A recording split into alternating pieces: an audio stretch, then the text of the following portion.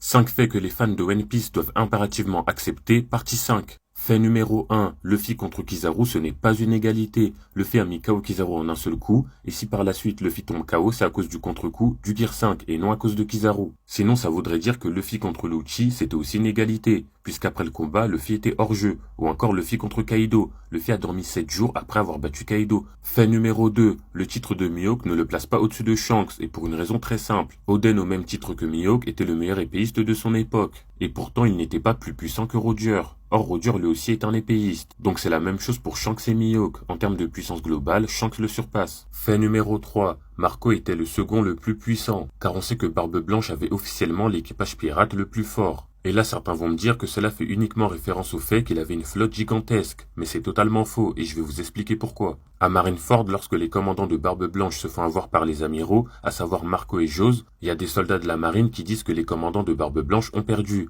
Et il y a Aokiji qui rectifie en disant non, c'est tout l'équipage de Barbe Blanche qui a perdu. Ainsi, par les propos d'Aokiji, on comprend que la puissance d'un équipage se résume uniquement à ses commandants. Barbe Blanche avait l'équipage le plus puissant, et donc les commandants les plus puissants. Par conséquent, Marco était bel et bien le second le plus fort à l'époque. Fait numéro 4. Shiki n'était pas l'égal de Roger. Et ce pour deux raisons. Premièrement, il est dit officiellement que Shiki rivalisait avec Roger.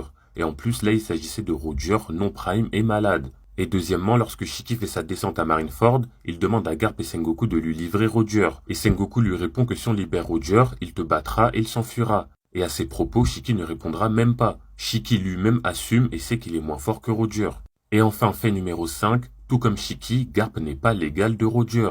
Pour la simple et bonne raison que premièrement, il est dit qu'il tenait tête à Roger et avec Sengoku, et il y a une énorme différence entre tenir tête et égaler, et deuxièmement, pour Roger, Garp et Sengoku ne sont que de l'amusement ou du divertissement, il ne les prend même pas au sérieux.